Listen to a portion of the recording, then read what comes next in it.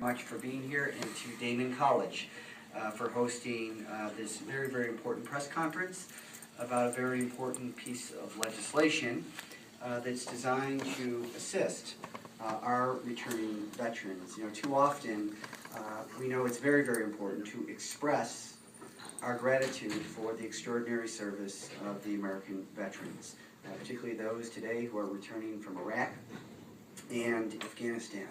But we also have to demonstrate that appreciation as well. And as we did after World War II, the response to our veterans, millions of them returning, of a good and generous nation, and that was the GI Bill. It said if you wanted to start a business, if you wanted to buy a home, if you wanted to pursue higher education, we as a nation are going to invest in you. And we did.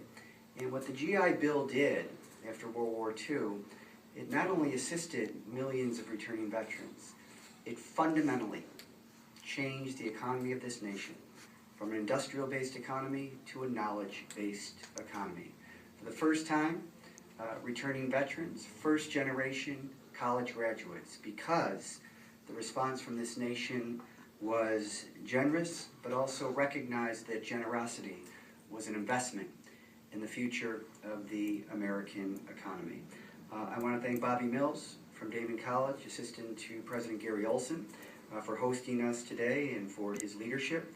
Frank Grillo, a United States Army veteran, Daemen College student, Veteran Alliance, Student Veterans of America, and Pat Welsh. Pat is an extraordinary advocate for veterans in various capacities and continues to be a leader not only here in Western New York, but in the nation as well.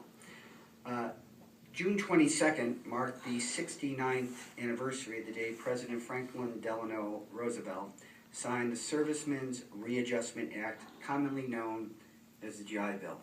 The law gave a generation of returning veterans greater access to education and all of the opportunity that comes with it.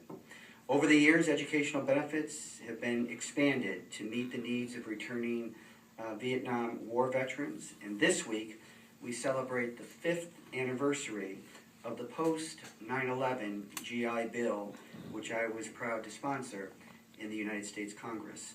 Under the Montgomery and post-Vietnam GI Bills, veterans had up to 10 years to use their educational benefits, and under the post-9/11 bill, veterans have 15 years.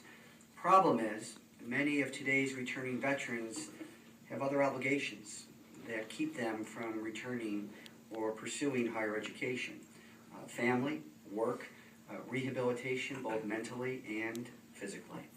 So the bill should not come with an expiration date, and that's why I've introduced the Veterans Education Flexibility Act. The bill would remove these 10 and 15-year time limits and retroactively provide veterans with access to education benefits that have already been expired. Caring for veterans should be far more than simply saying thank you. The obligation runs much deeper than that, and I think most Americans and most people in this room believe that. We must do all we can to provide our veterans with the skills and training they need to fill the jobs of today and tomorrow. We have an obligation to grow this economy. And the best thing we can do for our veterans is train them, but have them return to an economy that's growing with extraordinary opportunity. So we have a long way to go. This bill is just one piece of that moral obligation that we share as a nation.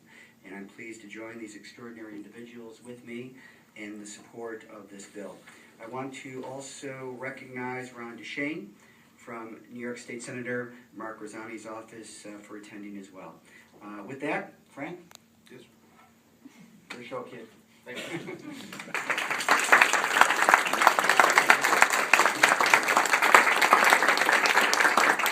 How's everybody doing? First off, thank you very much for making this part of your legislative agenda, and that's really important. The support we get is phenomenal, and this is just another example of that.